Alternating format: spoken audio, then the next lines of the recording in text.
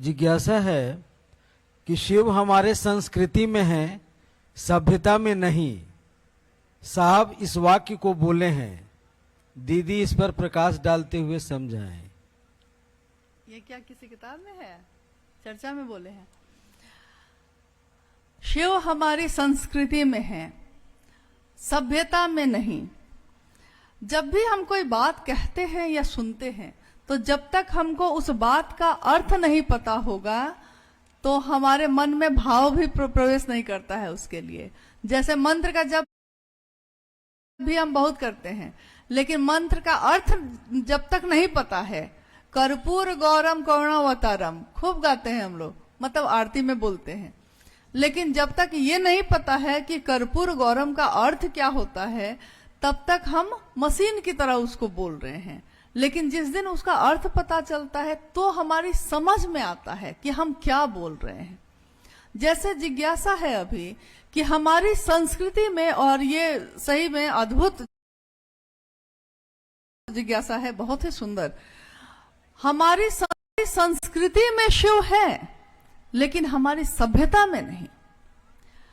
सभ्यता यानी सभ्यता उसको कहते हैं जो कभी इस युग में अभी जो चल रहा है वो चल रहा है, लेकिन एक दिन किसी कारण से कोई आपदा आ गई, प्रकृति कुछ ऐसा हो गया तो पूरी की पूरी सभ्यता नष्ट हो सकती है। यानी आज मिट्टी के सिक्के चलते थे, एक दिन मिट्टी के बर्तन, मिट्टी का ही बंदूक एक दिन चलता था। समय के प्रवाह में प्राकृतिक आपदा, बाढ़ आने से, भूकंप आने से या पहाड़ों के इधर उधर होने से वहां की पूरी सभ्यता नष्ट हो गई और फिर दूसरी जगह जीवन बसाया गया, किसी और नदी के किनारे, ताकि वहां पानी मिलता रहे, वहां फसल उगा सके हम। तो ऐसे सभ्यताएं नष्ट होती रहीं और फिर से बसती रहीं। यानी जैसे बस्ती एक बनी है, कभी किसी कारण अगर टूट गई है तो हम दूसरी जगह जाके बस्ती बसा सकते हैं। संस्कृति यानी जो हमारे संस्कार में ही बस गया है, हमारे जीवन में पीढ़ी दर पीढ़ी जो संस्कृति चली जा रही है। हम कहते हैं ना, शिव हमारी संस्कृति है, यानी भारत देश की जड़ों में जड़ है वो शिव। बाकी सारी खाए हैं, लेकिन जड़ कौन है? सबसे पुरातन कौन है? सबसे सनातन कौन है? जहां से सारी धाराएं निकली है वो जगह कौन है? तो वो शिव है। और शिव की संस्कृति में ऐसे बसे हैं कि घर घर में एकमात्र वही हैं वो देवों के देव, परम सत्ता है, परम ऊर्जा है, ऊर्जा के अक्षय स्रोत हैं, ज्ञान के निधि अगम हैं। लेकिन हमारे घरों में हमारे बच्चे भी और हम भी उनको पुकारते हैं कि बाबा है वो। इतना अपना बना के रखा है, इतनी संस्कृति में रचे बसे हैं। और के लिए कहते हैं कि कहीं भूल ना हो जाए पूजा में। महादेव के लिए कहते हैं, ए भोला है ये, शंभु है मेरा।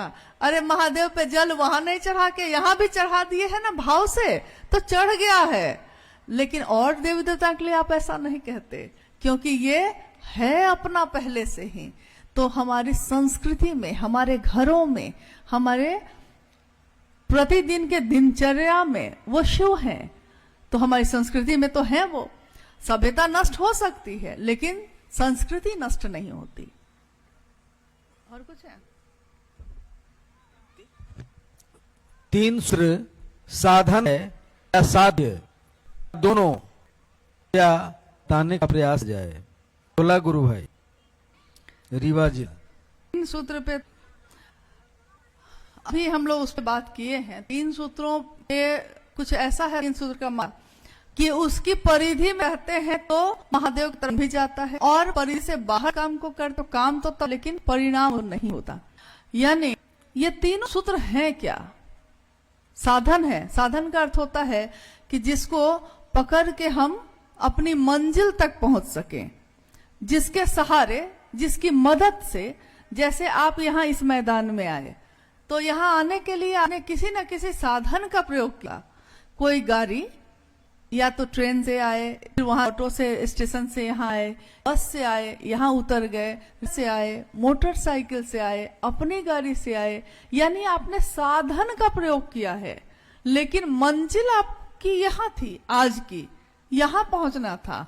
हमने भी साधन का प्रयोग किया है। जब रांची से चले तो अपनी गाड़ी से चले, कितने जगह पे रुकते रुकते हम लोग बनारस पहुंचे, फिर बनारस से यहाँ आए हैं। तो आते आते हमने कहीं कहीं हम होटल में रुके, कहीं रास्ते में रुके, जगह जगह रुकते गए, खाना पीना भी खाते गए और चलते भी रहे। लेकिन साधन का प्रयोग करते करते हम लोगों के मन में फिर भी ये पता रहा कि हमको जाना कहाँ है। तो हमको जाना है यहाँ, इस मैदान में आना था। साधन का प्रयोग किए बिना अगर रांची से यहाँ आते तो पता नहीं आज पहुंच पाते कि नहीं। अगर गाड़ी नहीं हो, अगर कहीं खाना पीना नहीं मिले तो कैसे पहुंचेंगे। लेकिन सब कुछ मिलता गया है। किस कारण क्या है, किस कारण के लिए ये तीनों सूत्र जो हम कर रहे हैं, इसके पीछे कारण क्या है, क्यों करते हैं। पहला सूत्र, मन ही मन गुरु शिव से दया की याचना करता है। दया की याचना यानी भक्ति की अभिव्यक्ति है। ये भक्ति क्या है, ये भक्ति, क्योंकि सामान्य बोलचाल में लोग किसी के लिए भी कहते हैं, कोई अगर ज्यादा पूजा पाठ करता है तो हम कहते हैं ये शिव का भक्त है, ये राम का भक्त है, ये कृष्ण का भक्त है, कहते हैं ना हम लोग। लेकिन भक्ति बहुत चरम की स्थिति है, इतनी सामान्य होती नहीं है। विचार कोई पैदा होते हैं, फिर विचार भी घनीभूत होकर भाव बनता है, यानी भाव पे संबंध बनते हैं। भाव भी एक दिन गहरा होता है तो प्रेम बनता है, प्रेम भी जब गहरा होता है तो भक्ति बनती है। और दया की याचना भक्ति अभिव्यक्ति कही गई, यानी आपने इतनी लंबी सीढ़ी का प्रयोग नहीं किया है कि 3 मंजिला पे हम सीढ़ी लगा के जा रहे हैं, ऐसा नहीं किया है आपने चाहा है और आप छत पे पहुंच गए हैं। किसके सहारे? मात्र शिव की दया के सहारे। कोई काम नहीं करना पड़ा आपको इसके लिए। कृपा का मतलब होता है कि काम करिए और पाइए, लेकिन दया का अर्थ होता है कि आपको जो आता है, जितना ही आता है उतना ही कर लिया है आपने, लेकिन नंबर पूरा का पूरा मिल गया। तो यह कैसे होता है? दया यानी आपका मन सीधे शिव के लिए झुकता है, समर्पण है, एकता है। एक का अर्थ होता है कि एक जाना है, मैं रहते हम सबके साथ हैं, दिल किसी नहीं देते हैं, को दिल नहीं देते, यानी एक निष्ठा है, तुम वो किस नहीं। यहाँ की माँ उमा कहते हैं कि उन्होंने शिव की प्राप्ति के लिए शिव को पति के रूप में साधना की, तपस्या। उन्होंने कहा शिव को कि वर हो शंभु, अगर वरण कर तो सिर्फ शंभु का, नहीं तो कुंवारी रहना मत। लेकिन अगर वरेंगे तो किसी एक का, उसी शिव का जिसके लिए मैंने तपस्या की है, जिसके लिए मैंने सोचा है। यानी जब हम प्रेम करते हैं तो उसका पलरा सबसे भारी होता है और जगत का पलरा हल्का हो जाता है। रहते तो सब रिश्ते हैं उस समय भी, पिता भी हैं, माँ भी हैं, भाई भी है, बहन भी है, रिश्तेदार और दोस्त भी हैं। लेकिन किसी को किसी से प्रेम हो गया है तो प्रेम हो जाने पे होता ये है कि फिर किसी और का वो नहीं हो पाता। सारी जिंदगी उसी की याद, उसी की स्मृति उसके मन में चलती रहती है, शरीर से मिले या ना मिले। पहला सूत्र दया की याचना, मन ही मन उस शिव से दया की याचना करता है। और मन की गति सबसे तेज है, कहीं भी जा सकता है, कभी भी जा सकता है। यहां बैठे हैं लेकिन अभी के अभी लखनऊ जा सकते हैं, मन से सोचा और पहुंचे। तो उसी गति से, उसी तरीके से, सहज तरीके से हमने सोचा है शिव मेरे हैं और मेरा मन वहां पहुंचा है। हे शिव, आप मेरे हैं, मैं आपका हूं। प्रेम ये कहता है कि मैं तुमसे प्यार करता हूं और तुम मुझसे करती हो, यही तो बात है। तो इसमें भी मन है। दूसरा सूत्र, यानी अभी जो हम लोग शिव की चर्चा कर रहे हैं, अगर मेरा मन महादेव के घेरे में नहीं रहेगा तो हम बोल पाएंगे कुछ? ये जो मंच लगा है, ये जो सजावट की गई है, ये मेरे लिए नहीं, मेरे गुरु शिव के लिए हुई है। इसीलिए हम कहते हैं गुरु का मंच है ये, गुरु के मंच की सजावट है। ये चौकी भी हो सकती है, एक चौकी पे बैठ के भी हम गुरु का मंच कह के चर्चा करते हैं। एक चादर सामने बिछा के हम कहते हैं कि ये गुरु का स्थान है, क्योंकि मेरा मन समझते है। स्थान और चीजें बहुत महत्वपूर्ण नहीं है, मंच और चादर महत्वपूर्ण नहीं है, महत्वपूर्ण है कि मेरा मन समझता है ये मेरे गुरु का स्थान है। उस स्थान पे बैठकर हम शिव की, साक्षात शिव की बात करते हैं। और कौन कर रहे हैं ये? जो न पढ़े लिखे हैं, न शास्त्रों का ज्ञान ज्यादा है, न पूजा पाठ कर लिया है, कुछ भी नहीं है, सामान्य से अति सामान्य जीवन में जी रहे हैं और सीधे की बात कर रहे हैं। तो ये उतर रहा है उसके अंदर, ये जो उसके मुंह से निकले ये उसका अपना है। ये पानी चापा का अपना पानी है या पानी धरती के नीचे से आ रही है, बस वो दिख रहा है चापाकल, लेकिन पानी उस चापाकल नहीं है। यानी हम और आप कहीं भी अगर महादेव की चर्चा करते हैं, महादेव की बात करते हैं, तो हमको याद रखना चाहिए कि ये वाणी महादेव की है, ये बात महादेव की है। और इस बात को कहने का जो एहसान हम सब पे किया है, पहुंचाने का जो एहसान किया है, उसके लिए कृतज्ञ है हम साहब हरिनानंद जी के, कि उन्होंने हमारे आपके जीवन में शिव को ही सीधे उतारा। उन्होंने खुद से जोड़ने की बात नहीं की। इस धरती पे जहां हर व्यक्ति खुद से जोड़ने की बात करता है, यहाँ तक कि हमारे आपके आसपास में जो कोई गुरु भाई गुरु बहन जो सबको जोड़ते हैं, जो चर्चाएं आयोजित करते हैं, तो कहते हैं कि मुझसे पूछकर क्यों नहीं किया, पूछ के करना या हम तब चर्चा शुरू करना, वो तक ये कह देते हैं।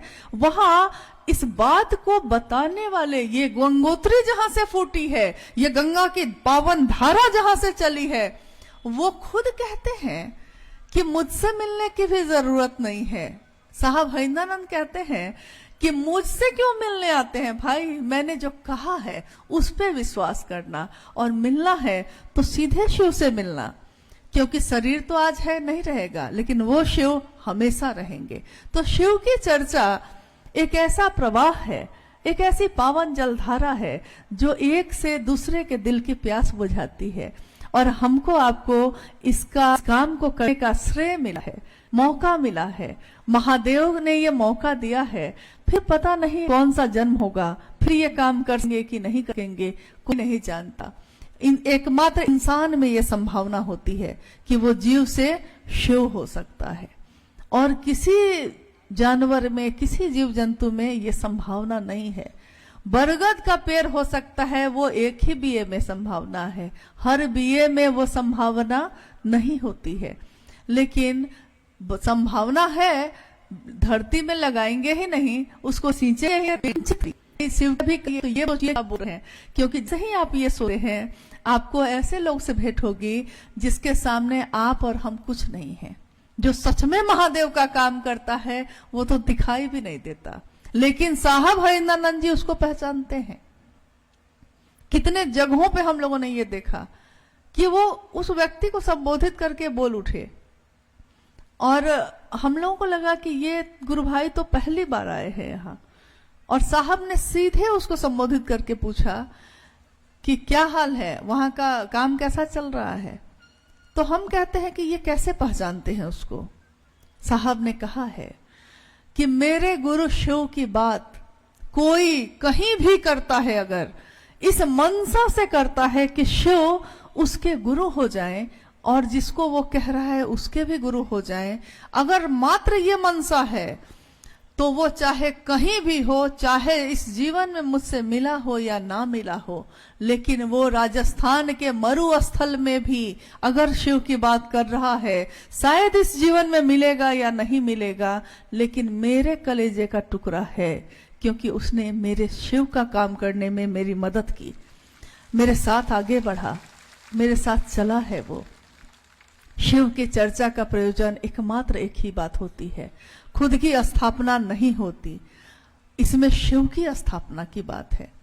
और शिव की बात हो और हमारा शिष्य मन कांपता नहीं है, भयभीत नहीं होता है, हम ये सोचते नहीं हैं कि हम क्या बोल रहे हैं, हम क्या कर रहे हैं, तो हमको अपने ऊपर सोचना चाहिए कि हम क्या कर रहे हैं।